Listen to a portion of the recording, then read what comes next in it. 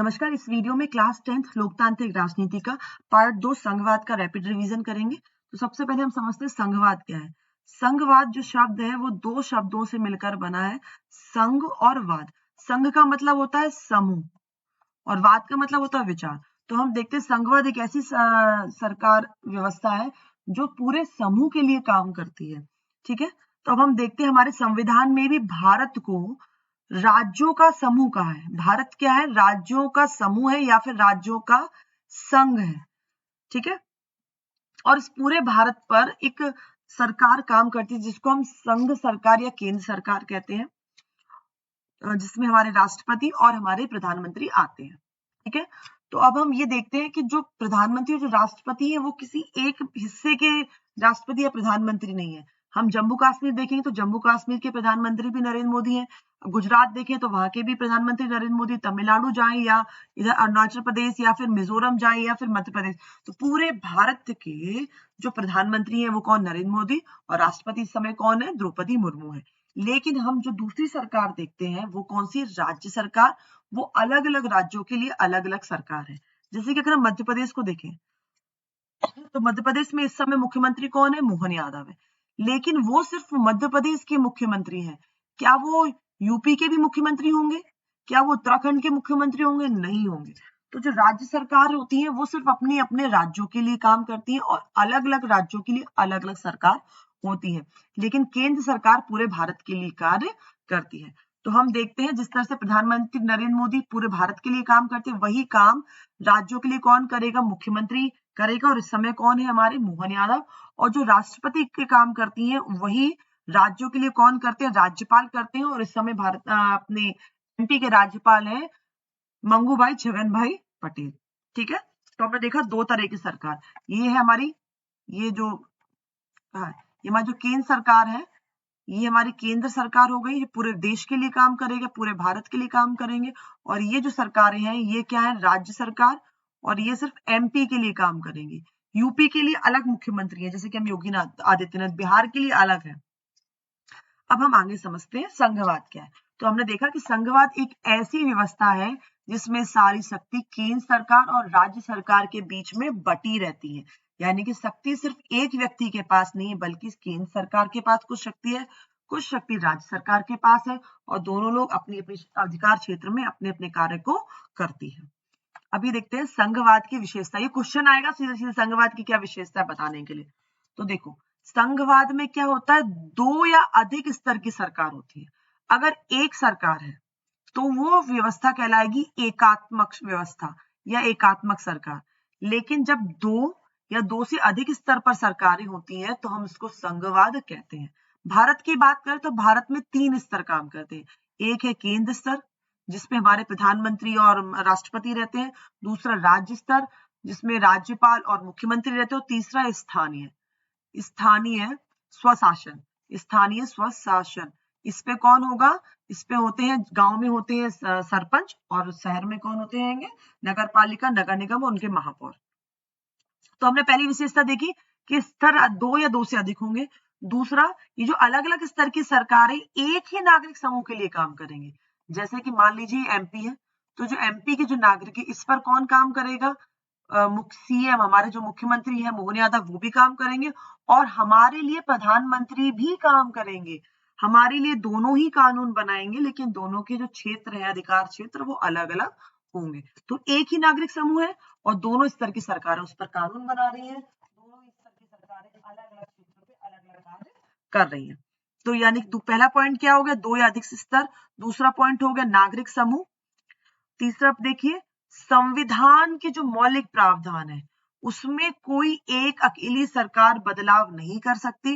दोनों ही सरकारें मिलकर के सुधार या बदलाव करेंगी। केंद्र सरकार सोचे कि हम अकेले बदलाव कर लें तो नहीं होगा। केंद्र और राज्य दोनों को मिलकर के ही इसमें सुधार कर सकती है। नेक्स्ट पॉइंट देखो, तीसरा पॉइंट क्या होगा? संविधान में सुधार। और चौथा पॉइंट देखो, अगर केंद्र और राज्य सरकार में अधिकार क्षेत्र को लेकर बहस हो जाए तो उसको कौन व्याख्या करेगा? उसकी व्याख्या करेगी अदालत, यानी कि न्यायपालिका। न्यायपालिका आकर के भूमिका निभाएगी। अगर कभी ऐसा होता है जो केंद्र सरकार, राज्य सरकार कोई ऐसा कानून बनाती है जो संविधान के खिलाफ है, ठीक है, तो उसको भी कौन संभालेगा आएगा, न्यायपालिका। इसलिए न्यायपालिका को या फिर हम कहें सुप्रीम कोर्ट को संविधान का रक्षक कहा जाता है, संविधान का संरक्षक।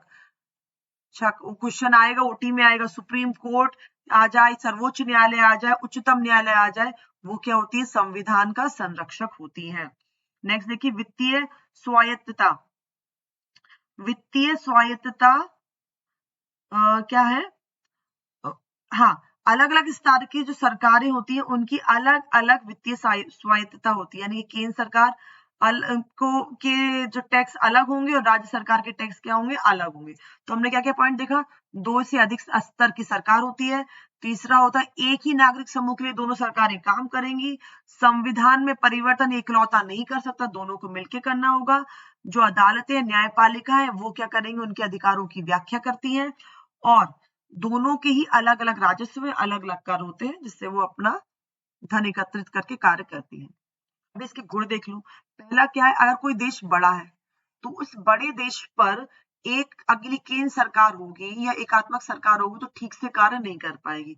तो इसके लिए वो क्या करती है, सारे जो बड़ा देश है उसे छोटे छोटे राज्यों में राज्य सरकारों से उनका क्या करवाती है, प्रशासन करवाती है। और उन पर कौन कंट्रोल करती है, केंद्र सरकार करती है। तो बड़े बड़े देशों के लिए लाभदायक होती है। दूसरा, निरंकुशता पर रोक। मान लीजिए सारी शक्ति किसके पास हो, पीएम के पास हो, तो फिर वो निरंकुश हो जाएगा, वो वही करेगा जो वो चाहेगा। तो इसीलिए निरंकुशता को रोकने में भी एक बहुत बड़ा योगदान है। विविधता में एकता, जैसे कि हम देखते हैं तमिल के लोगों की भाषा अलग है, केरल की भाषा अलग है, तो उनके लिए उनके मुख्यमंत्री काम कर रहे हैं, यूपी के लिए अलग कर रहे हैं, जम्मू के लिए वहां के अलग काम कर रहे हैं। फिर उनको जो दिक्कत समस्या, उनके लिए ओवरऑल काम कौन कर रहा है, केंद्र सरकार। तो विविधता में एकता है। और किसी एक पे संकट आए तो पूरा देश साथ खड़ा होकर के उसका समाधान ढूंढता है। अगर मान लो उड़ीसा में तूफान चक्रवात आता है तो पूरा देश साथ खड़ा होकर के उसकी मदद करता है। तो संकट में एक दूसरे का बचाव। नेक्स्ट देखिए क्वेश्चन आता है सीधे सीधे, बेल्जियम से एक मिलती जुलती विशेषता भारत की बताइए और एक वो जो भारत से नहीं मिलती। तो बेल्जियम और भारत में जो मिलती जुलती विशेषता, समान विशेषता, वो ये है कि दोनों ही सरकार की कैसी है, संघ सरकार है। भारत और बेल्जियम दोनों की सरकार है, संघ सरकार है। याद रखना, संघ सरकार ये एक सेम या फिर हम कह सकते हैं कॉमन विशेषता दोनों में सेम है। और अलग क्या है, वो ये है कि बेल्जियम की जो केंद्र सरकार है उसने शक्ति दोनों को दे रखी है। किसको, दोनों क्षेत्रीय सरकार को पूरी शक्ति दे रखी है कि आप अपने हिसाब से कार्य कीजिए। जबकि भारत ने पूरी शक्ति राज्यों को नहीं दी है, कुछ शक्तियां उसने राज्यों को दिया है, लेकिन जो जो राष्ट्रीय महत्व के मुद्दे हैं उसको केंद्र सरकार ने अपने कंट्रोल में रखा है। यानी कि राज्य सरकारें केंद्र सरकार के अधीन कार्य कर रही हैं, अंडर कार्य कर रही हैं, ठीक है। जबकि बेल्जियम में जो क्षेत्रीय सरकार है वो फ्री है अपने हिसाब से काम करने के लिए। तो समानता हो गई, दोनों में संघ सरकार है। और अंतर क्या हो गया, बेल्जियम ने फ्री कर रखा है और भारत में क्या है, राज्य केंद्र सरकार के अंडर में काम करते हैं। संघ कितने प्रकार के होते हैं, तो संघवाद सरकारें वो 2 प्रकार की होती है। एक होता है साथ आकर, एक होता है साथ लेकर। समझना बहुत आसान है, बिल्कुल। देखो, जब एक देश है, ये मैं शब्द बोल रही हूँ देश या राष्ट्र, एक ये दूसरा देश है, ये तीसरा देश है, ये चौथा देश है। मान लीजिए ये पाकिस्तान है, ये इंडिया है, ये क्या है, भूटान है और ये नेपाल है। हम सारे देश मिल करके क्या मिल जाए और हम इसको क्या बना लें कि हमने भैया बना लिया, एक संघ बना लिया और इस संघ का हमने नाम लिख दिया भारतीय उपमहाद्वीप। तो इस तरह की सरकार क्या कहलाती है, साथ आकर के संघ बनाना। हमारे सारे देश साथ आए और उन्होंने क्या बना लिया, संघ बनाना। तो इस तरह की सरकारें क्या कहलाएंगी, साथ आकर के संघ बनाना। ऐसा है नहीं हालांकि, पर लेकिन संयुक्त राष्ट्र अमेरिका में, स्विट्जरलैंड और ऑस्ट्रेलिया ने इस तरह का संघवाद देखने को मिलता है, ठीक है। वहां पर स्वतंत्र राष्ट्र, स्वतंत्र देश साथ आकर के एक बड़ी इकाई बने, ठीक है। 2 या 2 से अधिक राष्ट्र यानी कि देश साथ आकर के जब ग्रुप बनाते हैं तो हम कहेंगे साथ आ जाओ भैया, साथ आकर के हम संघ बना लेते हैं। उदाहरण याद रखना, अमेरिका, स्विट्जरलैंड और ऑस्ट्रेलिया। भारत के लिए ऐसा लागू नहीं होता। अब क्या है, साथ लेकर संघ बनाने में क्या है, ये तो साथ आ गए, साथ लेकर क्या है, संघ बनाना। तो जब कोई देश बड़ा है, या फिर मान लीजिए ये कोई देश है और ये देश बड़ा होने के कारण शासन ठीक से नहीं कर पा रहा, तो इसने आंतरिक विविधताओं को देख करके क्या बना लिया, अलग अलग राज्य बना लिए।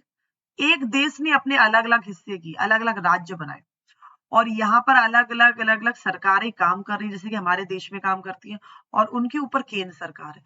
तो इस तरह के हम क्या कहते हैं, साथ लेकर। जैसे भारत है, भारत में अलग अलग राज्य है क्योंकि भारत बहुत बड़ा है, ठीक है, और बेल्जियम और स्पेन। तो इस तरह की सरकार को हम कहते हैं साथ लेकर।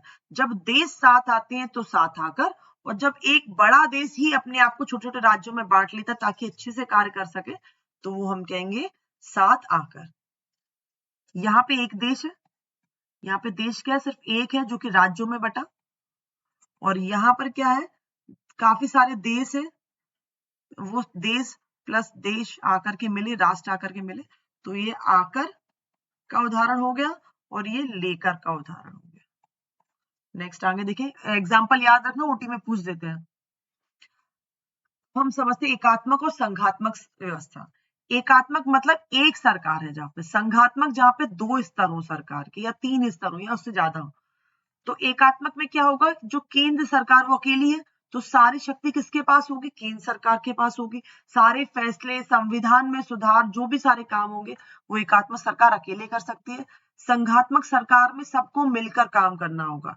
शक्ति का बंटवारा तीन स्तर या दो स्तर पर होगा, जितनी भी प्रकार की सरकार होगी वहां पे होगा। तो यहाँ पर केंद्र मजबूत होगा, केंद्र सरकार शक्तिशाली होगी। संघात्मक में केंद्र सरकार उतनी शक्तिशाली नहीं होगी। संविधान संशोधन अकेली केंद्र सरकार कर सकती है, यहाँ पे संविधान संशोधन अकेले केंद्र सरकार नहीं कर सकती। सारी शक्ति केंद्र पर होगी, यानी कि एक स्थान पर होगी।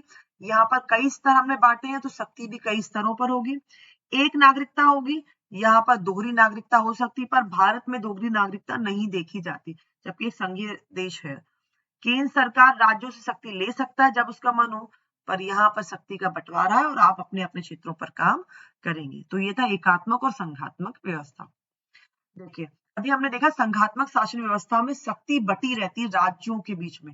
वो शक्ति कैसे बांटी कि भैया हमने सूची बना दी विषयों की, कि इन विषयों पर केंद्र काम करेगा, इन विषयों पर राज्य काम करेगा, इन विषयों पर संवर्ती काम करेगा।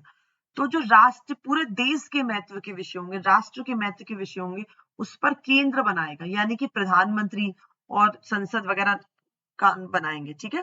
तो इसमें आएगा प्रतिरक्षा। प्रतिरक्षा में क्या होगा, आपकी आर्मी, आपकी नेवी और आपकी एयरफोर्स आ जाएगी। तो जो आर्मी, नेवी, एयरफोर्स होगा, आपने कभी हमेशा देखा हो, कभी भी किसी राज्य की नहीं होती, वो इंडियन आर्मी, इंडियन नेवी होती है, क्योंकि इस पर पूरी केंद्र की होती है, देश की होती है। फिर जो विदेशी मामले, उस पर भी केंद्र फैसले, तो संचार है, बैंकिंग है और मुद्रा है, इन पर कौन करेगा, जितने भी नियम, कायदे, कानून, जो भी कुछ बनाया जाएगा वो कौन बनाएगा, केंद्र बनाएगा। और लगभग 95 से थे पहले, इसमें अब 100 विषय हो गए। तो ये इतना याद रखने की जरूरत नहीं है, इतना इंपॉर्टेंट नहीं, बस पढ़ लेना। राज्य सरकार में क्या होगा, स्थानीय और प्रांतीय महत्व के होंगे। तो आप देखते हो जो पुलिस होती है वो एमपी की पुलिस, यूपी की पुलिस होती है, इंडियन पुलिस नहीं कहते। आर्मी इंडियन होती है। तो क्योंकि इस पे, पुलिस पे कौन फैसले बनाएगा, राज्य बनाता है। व्यापार पे, वाणिज्य पे, कृषि पर कौन करेगा, राज्य बनाएगा, ठीक है। समवर्ती सूची देखो, इस सूची में वे विषय होते हैं जो केंद्र और प्रांतीय सरकार दोनों मिलकर बना सकती है। जैसे कि शिक्षा है, शिक्षा पर, शिक्षा समवर्ती सूची में आता है, तो उस पर केंद्र भी स्कूल बना सकता है और राज्य भी। जैसे केंद्र के आपने बोला केंद्रीय विद्यालय, नवोदय, ये केंद्र के स्कूल होते हैं, और राज्य के स्कूल होते हैं, आप सरकारी स्कूल जो आपने वो राज्य के स्कूल होते हैं, प्राइवेट भी खुल सकते हैं। अब कुछ विषय ऐसे होते हैं जो इन सूचियों में नहीं आ पाए या रह जाते हैं, तो वो जाते हैं अपशिष्ट विषय होते हैं, और वो अपशिष्ट शक्तियों पर कौन बनाएगा, केंद्र बनाएगा, ठीक है। आगे देखेंगे भारत में संघीय व्यवस्था क्या है। तो हम देखते हैं भारत में पहले दो स्तर की व्यवस्था थी, एक थी केंद्र सरकार थी और दूसरी राज्य सरकार थी। लेकिन अब 1992 में, 1992 में जब दो संविधान संशोधन हुए, 73वां और 74वां संविधान संशोधन, 73वें संविधान संशोधन के द्वारा ग्राम पंचायत, पंचायत राज या फिर ग्राम पंचायत, और 74वें संविधान संशोधन के द्वारा नगर पालिका या नगर निगम को जोड़ा गया। और ये हमारे दोनों क्या कहलाते हैं, स्थानीय स्वशासन कहलाते हैं, स्थानीय स्वशासन। ये पहले नहीं था, 1992 में सुधार करके हमारे संविधान में इन दोनों को जोड़ा। तो अब हम देखते हैं भारत में 3 स्तर का हमको क्या मिलते हैं, सरकारें मिलती हैं। ठीक है, तो जो केंद्र में आपके क्या है, राष्ट्रपति और प्रधानमंत्री, राज्य में राज्यपाल मुख्यमंत्री, और 92 में जो कौन होंगे, पंचायतें और नगर पालिका को जोड़ करके हम देखते हैं 3 स्तर की सरकारें मिलती हैं। नेक्स्ट क्वेश्चन देखेंगे, विकेंद्रीकरण क्या है, शक्ति को बांटना। सत्ता और शक्ति का समान वितरण क्या कहलाएगा, सत्ता का विकेंद्रीकरण कहलाएगा। यानी कि केंद्र और राज्य अपनी कुछ शक्ति स्थानीय सरकार को देगा। शक्ति अभी क्या थी, केंद्र और राज्य के पास थी, अब तीसरा स्तर बन गया तो शक्ति का विभाजन हो गया। शक्ति किसी एक जगह ना रह करके शक्ति का बंटवारा करना, उसे हम शक्ति का विकेंद्रीकरण करते हैं। नीचे हमने देख ही लिए तीनों, शक्ति का विकेंद्रीकरण किस तरह से हुआ। अब यहाँ पर हम देखेंगे जो 1992 में जो 73 और 74 का संविधान संशोधन हुआ, उसमें क्या क्या चीजें जोड़ी।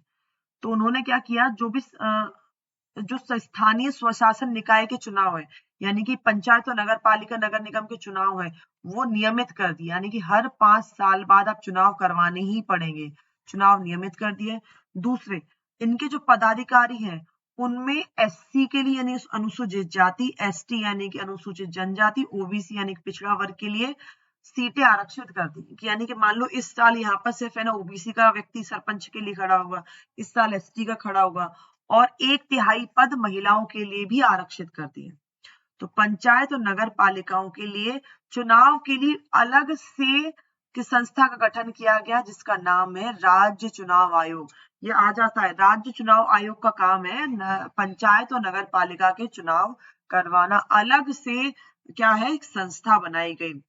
और एक चीज और, जो राज्य सरकार है वो अपना कुछ राजस्व यानी कि अपने जो कुछ कर है और जो कुछ अधिकार है वो किसको देंगे, स्थानीय स्वशासन को, ताकि वो अपना कार्य अच्छे से कर सके। भाषा नीति क्या है, भाषा नीति को सबसे पहले समझते हैं। भारत में कोई भी राष्ट्रभाषा नहीं है।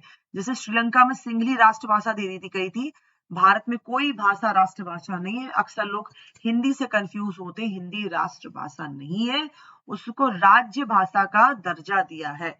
इसके बाद याद रखिए, जो संविधान की 8वीं अनुसूची है, जो 8वीं अनुसूची है उसमें 22 भाषाओं को अनुसूचित भाषा दिया घोषित किया गया है, जिसमें से हिंदी भी एक अनुसूचित भाषा है, याद रखिएगा। इंपॉर्टेंट, गठबंधन सरकार क्या है। कई बार चुनाव में क्या होता है, एक पार्टी को बहुमत नहीं मिलता, तो कई सारी पार्टियां साथ आती हैं, गठबंधन बनाती हैं, और गठबंधन बना करके वो गठबंधन सरकार बनाती है, उसे हम कहते हैं गठबंधन सरकार। एक पार्टी को बहुमत में नहीं मिला तो 2-3 पार्टियां आपस में मिल गई और उन्होंने क्या बना ली, सरकार बना ली। अब हम कुछ ओटी को देखेंगे तो हमें और समझ बेहतर होगी। राज्य पुनर्गठन आयोग कब बना, 22 दिसंबर 1953। 22 दिसंबर 1953 को राज्य पुनर्गठन आयोग बना, और इसके द्वारा आंध्र प्रदेश भारत का पहला भाषाई राज्य बना। संविधान का रक्षक किसे कहते हैं, संविधान का रक्षक या संरक्षक कहते हैं सर्वोच्च न्यायालय को, सुप्रीम कोर्ट को, या फिर कहो उच्चतम न्यायालय को, एक ही बात। केंद्र और राज्य सरकार दोनों कानून बना सकती है, किस पे बनाएंगे, समवर्ती सूची पर। संघीय सूची पे केंद्र बनाएगा, राज्य सूची पे राज्य बनाएंगे, समवर्ती सूची पर दोनों ही बनाते हैं। जैसे शिक्षा है, शिक्षा समवर्ती सूची का उदाहरण। वयस्क मताधिकार 18 वर्ष, 18 वर्ष की उम्र में वोट डाल सकते हैं। शिक्षा किस सूची का है, अभी देखा हमने, शिक्षा समवर्ती सूची का है, और इस पर संघ और राज्य दोनों क्या कर सकते हैं, दोनों कानून बना सकते हैं। ग्रामीण स्थानीय सरकार को किस नाम से जानते हैं, तो गांव में कहते हैं पंचायती राज। संघ सूची का विषय नहीं है, मुद्रा संघ सूची यानी केंद्र का विषय है। विदेशी मामले भी हैं, बैंकिंग भी है, पर कानून और व्यवस्था नहीं है। कानून और व्यवस्था कौन करता है, पुलिस संभालती है, और पुलिस क्या होती है, एमपी की होती है, यूपी की होती है, यानी कि वो राज्य के विषय में होता है, राज्य सूची में आता है। ठीक है, तो हमारा उत्तर होगा कानून और व्यवस्था राज्य सूची में आता है, केंद्र या संघ सूची में नहीं आता। खाली स्थान फटाफट देखेंगे। भारतीय संविधान में भारत को राज्यों का संघ कहा है। भारत क्या, राज्यों का संघ है, ग्रुप है। भारतीय संविधान में भाषाओं को किस अनुसूची में रखा है, 8वीं अनुसूची में। कितनी भाषाएं रखी है, 22 भाषाओं को रखा है।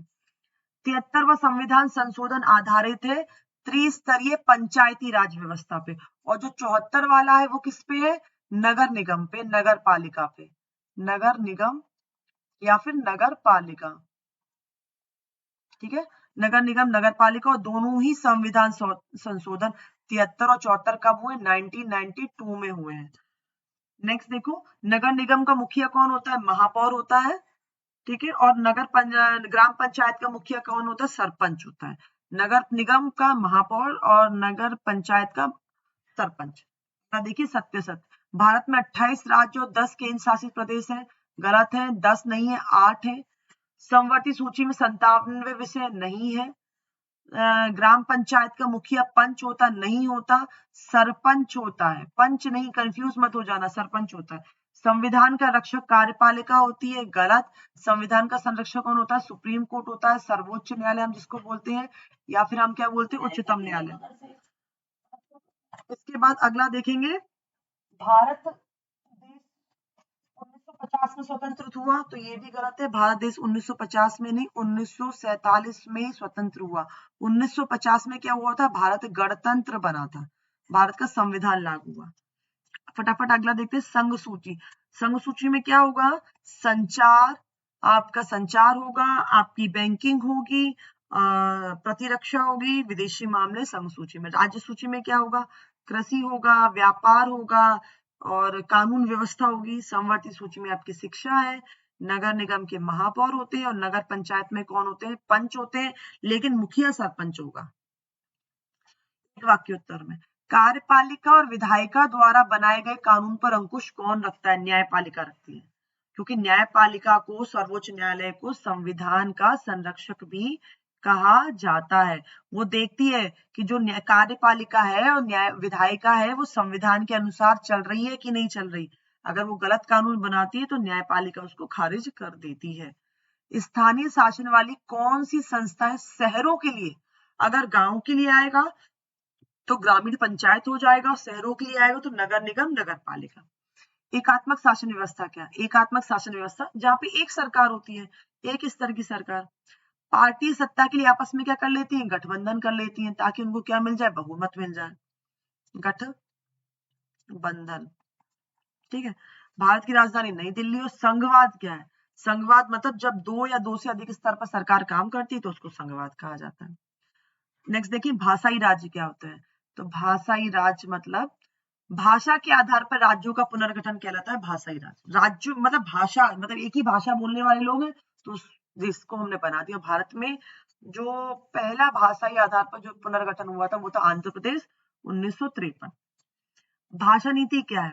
कोई विशेष भाषा या भाषा के प्रयोग को बढ़ाने के लिए जो नीति बनाई गई, मतलब इस भाषा का ज्यादा प्रयोग हो, उसका संरक्षण हो, तो उसे भाषा नीति कहते हैं। भारतीय संविधान में कितनी भाषाओं को मान्यता दी गई है? 22 भाषाओं को मान्यता दी गई है।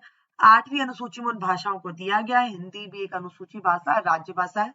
बंगाली, असमिया थोड़ा सा पढ़ लेना, सभी नाम नहीं याद है, 2-3 नाम लिख करके आप कर सकते हो। ओटी में आ सकते हो तो एक बार पढ़ लो, बस इतना आएगा।